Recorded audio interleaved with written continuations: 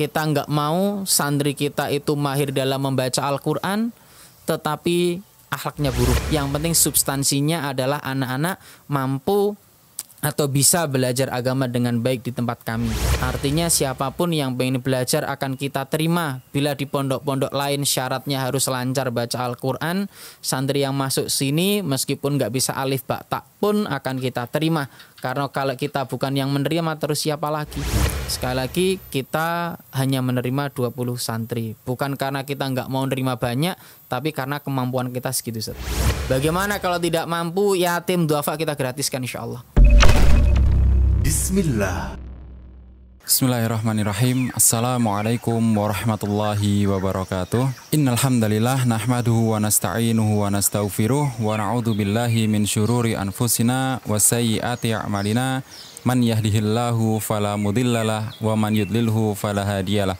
Wa asyhadu an la ilaha illallah wahdahu la syarikalah wa asyhadu anna Muhammadan abduhu wa rasuluh. Amma ba'd.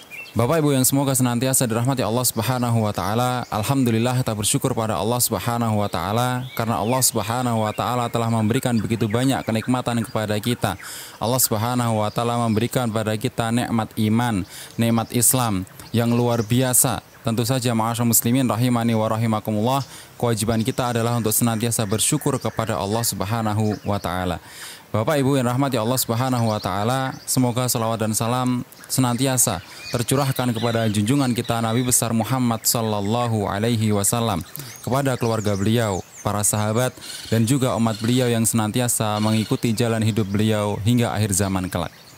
Bapak Ibu yang rahmati Allah Subhanahu wa taala, alhamdulillah atas karunia dari Allah Subhanahu wa taala kami sekarang berada di Pondok Pesantren Zaid bin Tsabit, tepatnya berada di Dusun Kulon Kali, Desa Sumber Manjing Kulon, Kecamatan Pagak, Kabupaten Malang.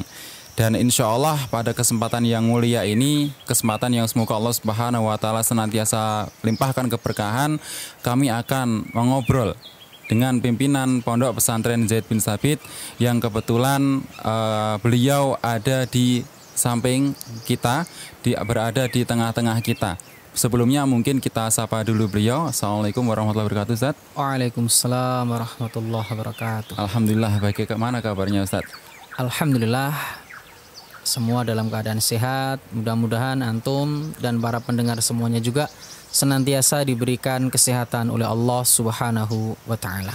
Alhamdulillah, amin, amin ya rabbal alamin. Bapak Ibu dirahmati Allah Subhanahu wa taala, mungkin dari Bapak Ibu belum mengenal beliau, maka kami sampaikan bahwasanya beliau adalah Ustadz Sanusi hafizahullahu taala. Beliau adalah pimpinan dari Pondok Pesantren Zaid bin Tsabit yang mana sekarang kami berada. Dan insya Allah pada kesempatan yang mulia ini kami akan mengobrol dengan beliau berkenaan dengan Pondok Pesantren Zaid bin Tsabit. Dan mungkin kalau kata anak muda zaman sekarang, sekedar fun fact ya. Fun fact bahwasanya beliau adalah pendatang atau bukan asli dari Sumber Manjing Kulon. Beliau rela meninggalkan tanah kelahiran beliau ya, yang tepatnya insya Allah di Tuban ya, dan mengabdikan diri beliau di sini ya, mengembangkan dakwah Islam di Sumber Manjing Kulon ini. Maka Bapak Ibu rahmati Allah Subhanahu wa taala, semoga kita doakan bahwasanya semoga beliau dan juga keluarga senantiasa diberkahi dan juga senantiasa diberikan kesehatan sehingga beliau terus semangat ya untuk mengembangkan dakwah Islam di Desa Sumber Manjing Kulon ini yang porosnya insya Allah ada di Pondok Pesantren Zaid bin Tsabit. Bapak Ibu dirahmati Allah Subhanahu wa taala, sebelum kita melangkah lebih jauh tentang Pondok Pesantren Zaid bin Tsabit yang insya Allah akan kita obrolkan nanti dengan Ustadz Sanusi hafizahullah ta'ala, kami ingin bertanya dulu kepada beliau latar belakang beliau bisa memulai dakwahnya di sini, sehingga beliau pun juga sampai membuat yayasan dan juga lembaga Pondok Pesantren Zaid bin Tsabit. Mungkin itu yang ingin kami dengar dulu, Ustadz, nggih, latar belakangnya. Monggo bisa jenengan sampaikan secara singkat. Terima kasih. Bismillah, alhamdulillah, salatu wassalamu ala rasulillah wa ala alihi wa ashabihi wa mawalah, la haula wa la quwata illa billah, amma ba'du. Alhamdulillah, bila kita berkisah tentang awal mula bagaimana sejarah bagaimana awal berdirinya lembaga Yayasan Zaid bin Thabit, maka ini tidak lepas dari yang namanya sebuah tugas yang di tahun 2011 insya Allah diembankan kepada kami untuk melakukan, kalau kuliah dulu KKN ya, di tahun 2011 kita dapat amanah, kita dapat tempat untuk KKN, tepatnya di Desa Sumber Manjing Kulon. Singkat cerita, di tahun 2014 atau 2015, ketika saat itu kami sedang liburan ya, karena di tahun itu kami juga mengajar di Tuban, tapi karena rasa kangen dan rindu kami dengan khususnya Desa Sumber Manjing Kulon ini yang memberikan banyak pelajaran berharga di waktu KKN dulu, maka kami berinisiatif ya sendirian berangkat dari Kota Tuban, dari tempat kelahiran kami menuju Desa Sumber Manjing Kulon. Masya Allah. Yang Masya Allah, kalau dulu kami awali istilahnya pengen sambil jalan-jalan ya. Dimulai dari tempat Pak Yai Maliki di Desa Dunol Mulyo, kemudian kami lanjut ya di Sumber Manjing Kulon ini, dan Masya Allah di Desa Sumber Manjing Kulon ini kami pinginnya cuma sebentar dan langsung balik ke Tuban, tapi sama bapak-bapak dan warga sekitar sementara di stop, nggak boleh pulang dulu. Masya Allah. Ya akhirnya kami selama Ramadan juga menghabiskan waktu di sini, dan akhirnya kami izin kepada orang tua kami, dan alhamdulillah di tahun 2015 selepas taklim kita coba-coba ngobrol ya dengan beberapa teman-teman kajian, bapak-bapak ya yang hadir di kajian. Selama beberapa waktu di tempat ini, khususnya di Desa Sumber Manjing Kulon, kami ada keinginan pengen punya rumah Quran. Artinya tempat belajar untuk anak-anak, untuk sekedar mengaji alif ba ta atau belajar dengan benar dengan intensitas waktu yang lebih lama lah gitu. Hanya pengen buat rumah Quran sebenarnya. Tapi Masya Allah di saat itu juga direspon oleh bapak-bapak ya. Khususnya saat itu ada Pak Kalis, Pak Slamet, Bapak Abu, yang Masya Allah keinginan kami untuk membuat sebuah rumah Quran, satu tempat kecil gitu Ustaz. Satu tempat kecil yang ingin kita gunakan untuk belajar belajar huruf hijaiyah atau belajar ngaji untuk anak-anak kecil, direspon dengan luar biasa. Ya itu tadi, dari awal kita nyanyi, udahlah tempat yang kecil saja untuk belajar anak-anak. Tapi Masya Allah begitu ketemu dengan Pak Slamet, Bapak Haji Slamet, Masya Allah beliau memperlihatkan tempatnya ya. Ustadz, saya punya tanah Ustadz, ayo kita lihat, siapa tahu nanti cocok bisa digunakan, dibangun untuk rumah Quran. Alhamdulillah ketika kita meninjau lokasi ya, tepatnya saat ini tanah yang disebutkan oleh Bapak Haji Slamet ini saat ini dipakai lapangan pondok yang ada di tengah-tengah ya, itu tanah beliau. Alhamdulillah saat itu juga ada Bapak Haji Abu Mustafa, kakak beliau ya. Beliau tanya, ada apa ini kok rame-rame? Rame-rame istilahnya gitu. Bapak Haji Slamet ngomong, insya Allah ini ada Ustadz Sanusi rencana mau buat rumah Quran atau TPQ yang mudah-mudahan nanti bisa berjalan dengan lancar. Akhirnya Bapak Haji Abu ngomong, lah kalau buat tempat ngaji sekalian tanah saya. Masya Allah, akhirnya ada sebelah kanan dan sebelah kirinya. Akhirnya apa? Yang sekarang kita pakai di Zaid bin Thabit yang ada gazebo dan ruang yang menghadap ke selatan itu, dan lapangan, semua inilah wakaf dari satu keluarga. Yang Masya Allah ini luar biasa respon dari bapak-bapak ini. Ya Alhamdulillah, inilah awal mula adanya berdirinya TPQ pondok yang berada di bawah naungan Yayasan Zaid bin Thabit. Jadi ceritanya ya sekedar keinginan kami yang memang bukan orang asli sini, pengen mengembangkan TPQ sebagaimana apa yang ada di desa kami dulu yang kita coba untuk kembangkan di tempat ini. Alhamdulillah sampai saat ini Masya Allah respon dari masyarakat juga luar biasa, dan Alhamdulillah sampai saat ini juga kita terus berbenah dan terus membenahi. Dan singkat cerita ya, di awal-awal pembangunan memang sangat luar biasa perjuangannya. Kalau kita katakan, kita ketemu sama Ustadz Abdul Rauf dari Sidoarjo. Masya Allah, beliau yang sangat mensupport di awal-awal berdirinya tempat kami ini. Di awal-awal itu, kalau ditanya bangunan apa yang pertama kali ada di tempat kami atau di Pondok Pesantren Zaid bin Tsabit, pertama kali bangunan yang kita buat adalah sumur. Sumurnya. Hanya sumur saja. Ini pertama kali bangunan yang ada. Ya, ini dari Minhajus Sunnah Surabaya, dari Ustadz kami, guru kami, orang tua kami, Ustadz Mubarak Mu'allim ya, Masya Allah. Sampai sekarang juga masih kita manfaatkan. Ya, kalau ditanya bangunan pertama, sumur. Masya Allah. Setelah sumur ini ada, alhamdulillah ada Ustadz Abdul Rauf pas taklim di Malang Selatan, karena beliau juga rutin. Kita butuh ini yang namanya kali atau tempat untuk aliran air, karena di sini kalau ada hujan deras lumayan. Alhamdulillah ya, beliau membantu tampungan air dan juga kali. Ya, setelah itu kita berhenti sejenak mikir ambaan. Ya, iki ate bangun gawe opo iki ya, istilahnya kalau orang Jawa gitu ya. Alhamdulillah ya, jadi selesai tampungan, selesai sumur, selesai kali, selesai. Ya, malam-malam kita duduk di masjid itu atau di musola yang dekat pondok ini, yang musola, kita ngobrol sama bapak-bapak. Bapak-bapak tanya, "Tat, kapan ini bangunan dimulai?" Bapak-bapak dan ibu-ibu jamaah sudah pada tanya. Insya Allah dalam waktu dekat. Kapan? Wallahu a'lam. Itu jawaban kami. Karena kalau ditanya mau bangun pakai apa, kita juga nggak punya apa-apa. Apalagi status anak adalah pendatang ya. Ditanya bangun pakai apa, ya wallahu a'lam. Nah, itu aja.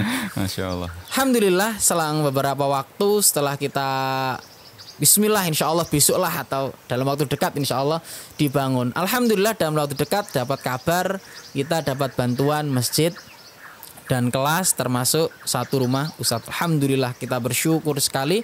Saat itu kita langsung mulai pembangunan ya. Jadi ketika kita berangkat MOU, masyarakat kita gerakkan untuk pembersihan lahan. Jadi satu hari lahan sudah bersih. Ya, alhamdulillah itu luar biasa.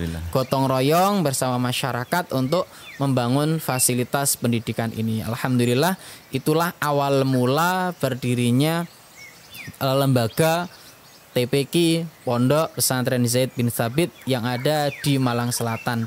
Sebenarnya kami hanya ingin membuat rumah Quran atau TPQ, tapi karena atas dasar keprihatinan kami, kenapa kok sampai keprihatinan kami dalam masalah ini, rata-rata anak desa itu kalau sudah belajar dari SD, belajar ngaji, SMP sudah nggak ngaji.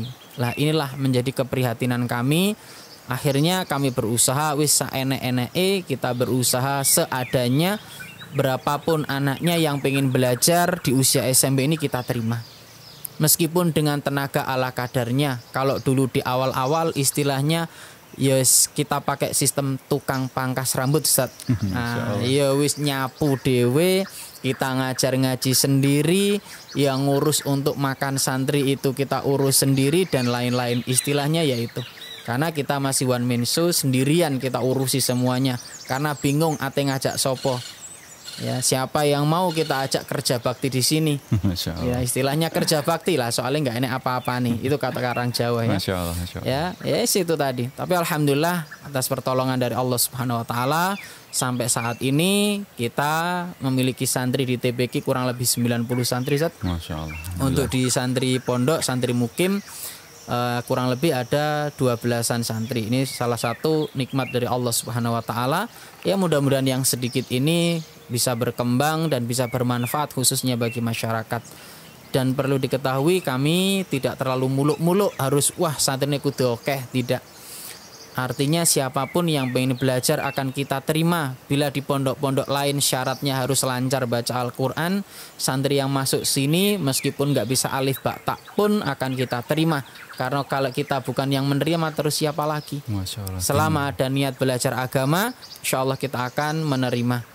Insya Allah demikian, Ustaz. Ya, sekedar istilahnya bagaimana sih awal berdirinya Pondok Pesantren Zaid bin Tsabit. Sebenarnya kita pengen buat TPQ, tapi karena keprihatinan ya, apapun lah namanya, mau dikatakan pondok monggo, dikatakan ma'had monggo, mau dibuat, mau dikatakan sebagai atau istilahnya asrama anak ngaji monggo, apapun namanya, yang penting substansinya adalah anak-anak mampu atau bisa belajar agama dengan baik di tempat kami.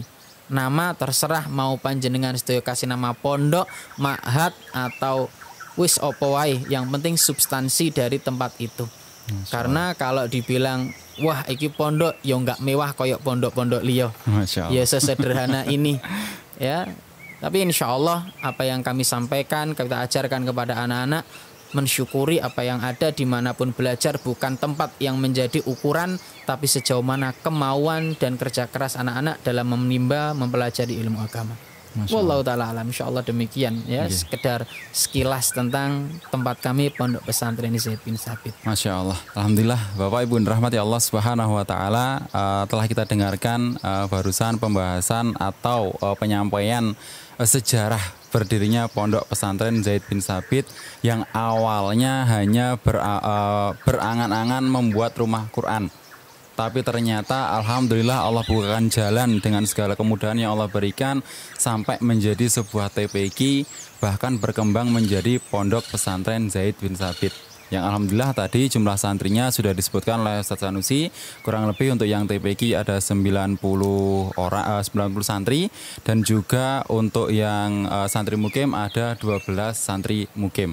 Mungkin untuk pengajarnya Ustaz, untuk pengajarnya dengan adanya santri yang demikian banyak yang TPQ terutama, pastinya ya kalau dari awal mungkin kita memaklumi one man show, tapi tidak mungkin ya kalau seandainya sudah sebanyak itu pengajarnya cuma jenengan saja, kayaknya tidak mungkin.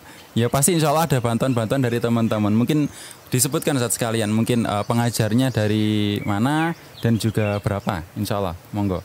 Alhamdulillah untuk pengajar saat ini untuk di TPQ atau di pondok ya, khususnya di TPQ yang lebih banyak, butuh banyak pengajar.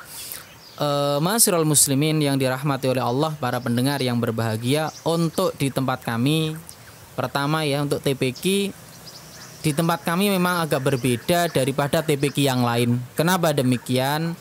Karena kita berusaha semaksimal mungkin untuk memberikan pelayanan terbaik. Kita buat sistem klasikal Ustaz. Ya, jadi klasikal. Satu halakoh itu bisa berisi 5 atau 7 santri ya. Ya sekecil itu. Harapannya apa? Harapannya adalah dengan jumlah yang kecil bisa memberikan kualitas pelayanan yang lebih baik. Nah, maka dari itu kita banyak merekrut tenaga-tenaga, alumni-alumni dari berbagai universitas, khususnya ya dari alma mater kami sendiri, dari Stai Ali, ada Ustadz Yusuf sendiri antum, termasuk nanti dari yang lain ada Ustadz Andre, Ustadz Fakih, dan para pengajar-pengajar yang lain, termasuk alhamdulillah beberapa santri kita yang di awal-awal belajar di sini alhamdulillah sudah mampu untuk membantu mengajar santri TPQ, termasuk para asatidz dan asatidzah di sekitar pondok. Alhamdulillah ada lulusan-lulusan kampus, termasuk juga yang masya Allah luar biasa, dedikasi mereka sangat tinggi ya. Para ustadz dan ustadzahnya meskipun mereka rumahnya jauh-jauh, mereka bersepeda motor, tapi alhamdulillah mereka bisa datang ke sini, bisa mengajar bareng-bareng ya. Ada Ustadzah Mei yang rumahnya dekat pantai selatan ya, tepatnya di desa Sumber Celeng ya, masya Allah itu luar biasa. Maka kami sangat bersyukur kepada Allah. Allah memberikan pertolongan kepada kami, Allah menggerakkan banyak pemuda-pemuda termasuk para teman-teman seperjuangan kami ya, dari berbagai wilayah yang siap membantu di sini, meskipun di sini adalah kerja bakti istilahnya, wis ya ora iso ngekeki popo, tapi mereka dengan dedikasi yang tinggi mengajar para santri di sini. Alhamdulillah. Masya Allah. Mungkin Ustadz bisa disampaikan gambaran kegiatan TPQ seperti apa, dan juga mungkin pelajaran apa yang disampaikan kepada para santri TPQ dan juga yang santri mukim Ustaz. Ya, pengajaran apa saja yang diberikan kepada mereka? Fokus kepada tahfidz kah? Atau mungkin ada ilmu-ilmu yang lain yang dibekalkan kepada mereka? Monggo Ustaz. Masya Allah. Alhamdulillah untuk santri kita, untuk santri TPQ yang pertama yang kita tanamkan adalah adab, Ustaz. Masya Allah. Akhlak ini yang paling penting. Kalau di istilahnya orang Jawa itu ajining rogo saka busono, ajining diri saka lati. Lah itu istilah wong Jawa ya. Masya Allah. Orang itu bisa dinilai, dihargai orang lain dari bagaimana pola tingkah sikapnya, cara berucapnya. Maka yang kita sampaikan, kita ajarkan kepada anak-anak adalah adab itu sendiri yang pertama. Terus kita tanamkan. Memang ini sesuatu yang berat, apalagi santri TPQ ya. Karena di sini cuma beberapa jam, sedangkan di luar berjam-jam. Tapi ini tidak mengurangi semangat kami untuk mencetak kader-kader generasi yang mana mereka bagus dalam beribadahnya, bagus dalam bertutur kata, dan bagus dalam muamalahnya. Ini yang paling penting.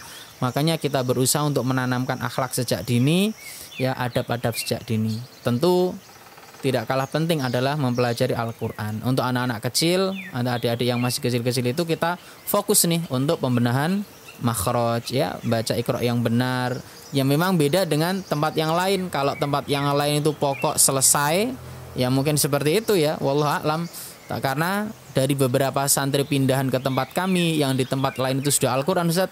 Ketika di sini kita tes masuk, qadarullah harus kita turunkan baik di jilid 1 atau jilid 2 atau jilid 3 ya mungkin ya. Nah itu karena memang kondisinya di luar wallahu alam seperti apa, tapi di sini kita rasa belum mencukupi kemampuannya untuk di Al-Quran. Maka kita turunkan.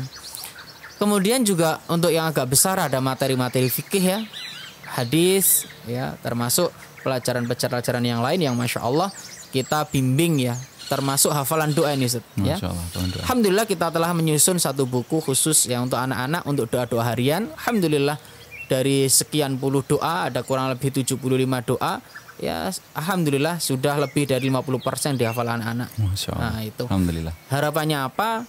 Karena setiap kegiatan harus diawali dengan doa Ustaz, makanya kita ajari anak-anak terkait masalah ini untuk TPQ ya. Ada untuk santri mungkin Masya Allah, alhamdulillah anak-anak fokusnya adalah pembenahan akhlaknya juga. Ini yang paling penting bagi kami, karena kita nggak mau santri kita itu mahir dalam membaca Al-Quran tetapi akhlaknya buruk. Ini tidak mau. Makanya akhlak kita benahi, bacaan Al-Quran kita benahi, akidah kita benahi bareng-bareng ini. Ya, makanya alhamdulillah setiap habis ba'da maghrib itu ada rutin taklim. Ya, habis asar anak-anak juga murojaah hafalan. Ya, termasuk pagi hari juga anak-anak setelah subuh juga hafalan, setoran dan lain sebagainya. Dan insya Allah Ustaz untuk program di tahun ajaran baru ini, ada program baru ini di tempat kami. Mohon doanya dan supportnya. Insya Allah di tahun ajaran baru ini sekaligus nanti ada penerimaan santri baru yang insya Allah ada 20 kuota Ustaz. Ada program yang mana santri ini full pembelajarannya di pondok dengan ijazah resmi negara yang kita bekerja sama dengan SMP ya di sekitar kita. Kemudian fokusnya ini pembelajarannya semuanya di pondok, dan insya Allah ada guru tahfidz yang siap mendampingi mereka untuk pembelajaran hafalannya. Harapannya apa? Mereka hafal Al-Quran dengan memiliki standar kualitas yang bagus, tidak hanya sekedar hafal tapi benar-benar memiliki standar yang jelas ya, ini insya Allah itu.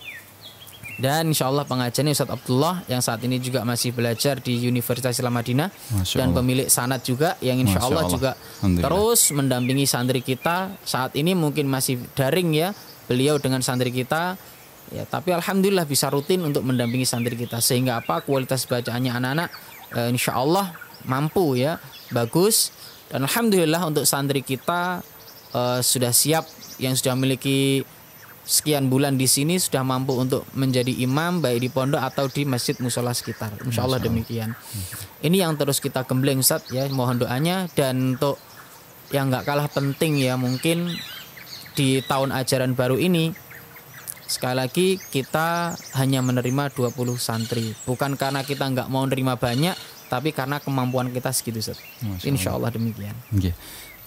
Untuk 20 santri tersebut putra nggak Ustaz?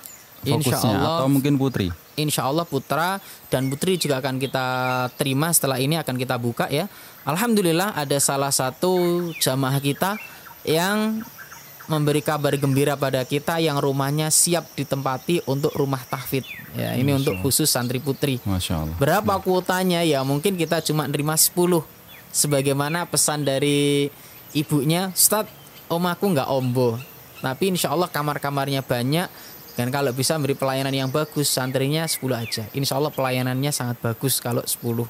Biar tidurnya lebih nyenyak ya gitu. Insya Allah seperti itu. Termasuk belajarnya lebih nyaman. Insya Allah seperti itu. Ada rumah tahfidz yang akan kita gunakan khusus untuk santri putri. Insya Allah demikian. Jadi Ustaz, insya Allah untuk tahun ajaran baru ada 2 program baru nggih. Insya Allah 2 program baru.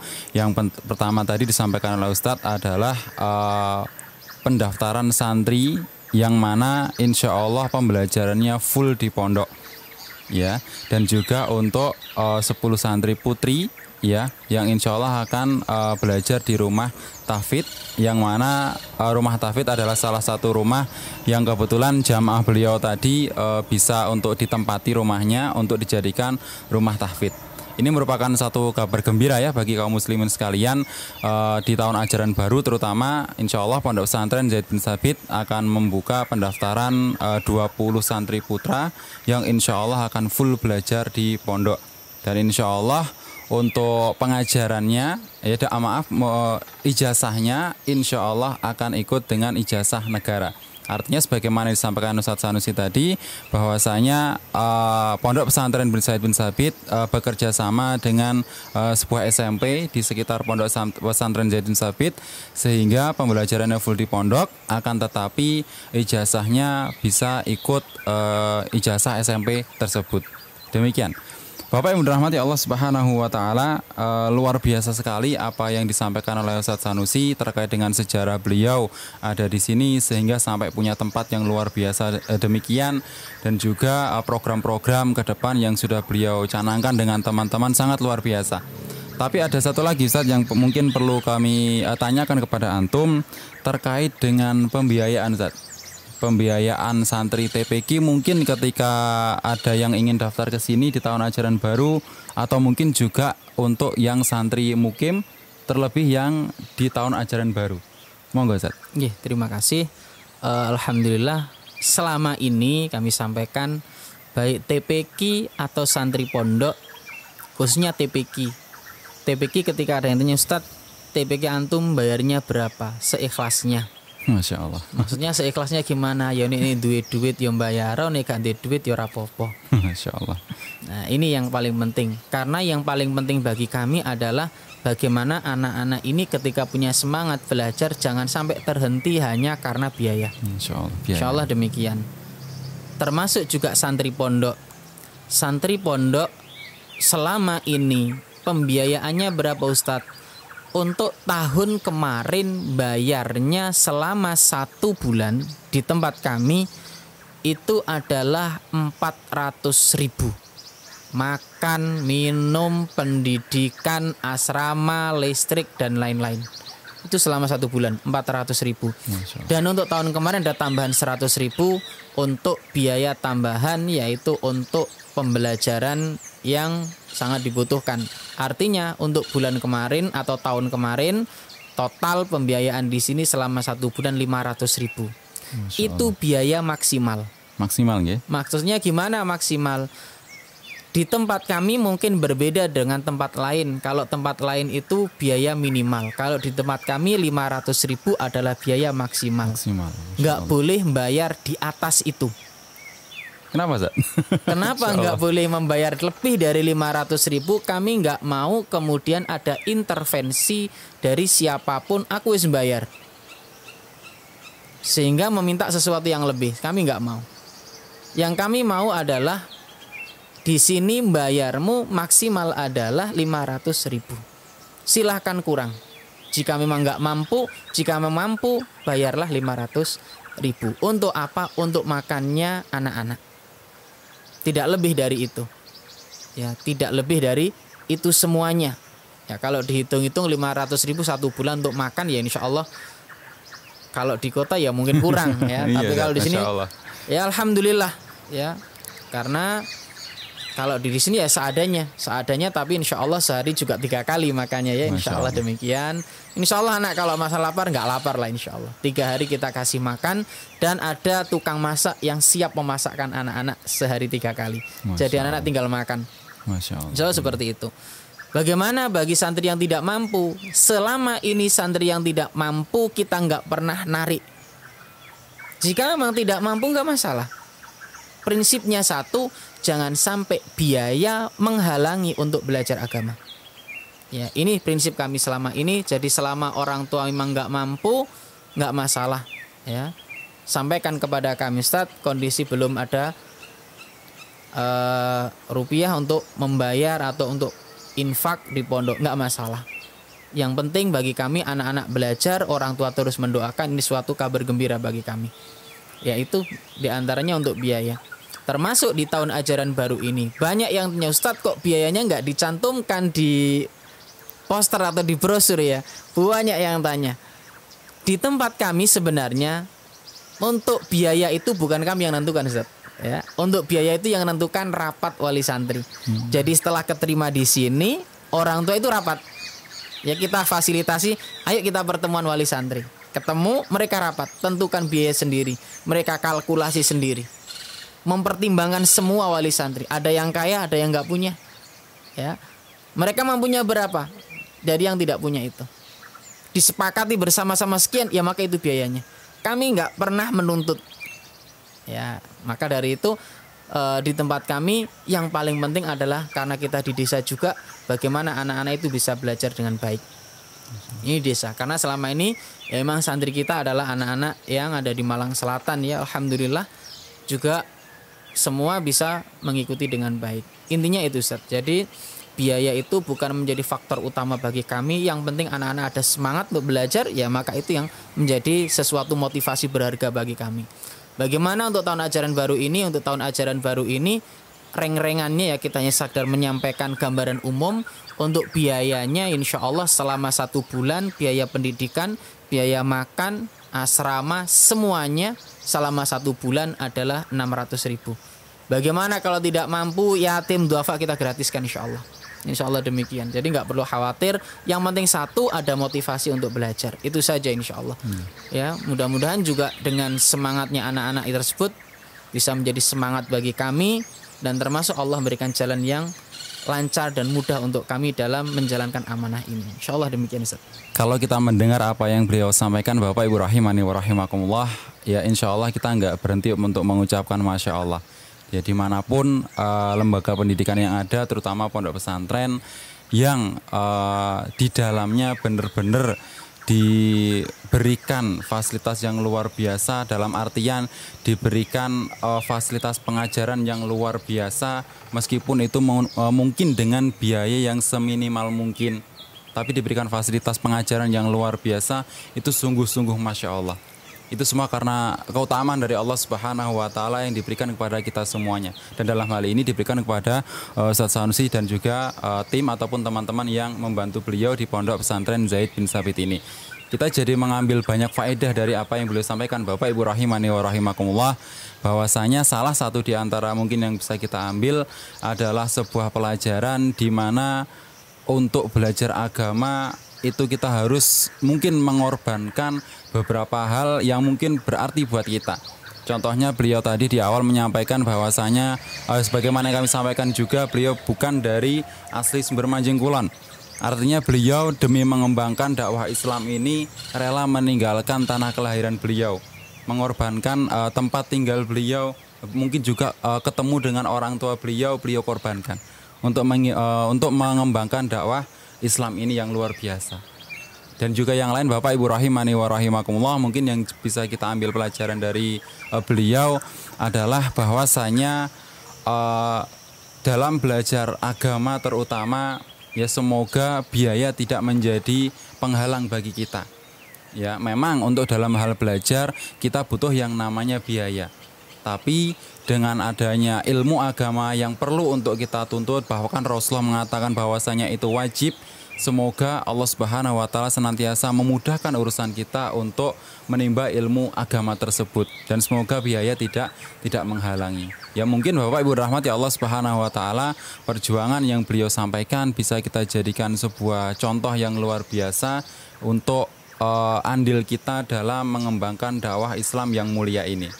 Itu mungkin Bapak Ibu rahimani wa rahimakumullah, dan juga Ustaz Sanusi hafizahullah taala, yang bisa mungkin kami obrolkan kepada beliau terkait dengan Pondok Pesantren Zaid bin Tsabit.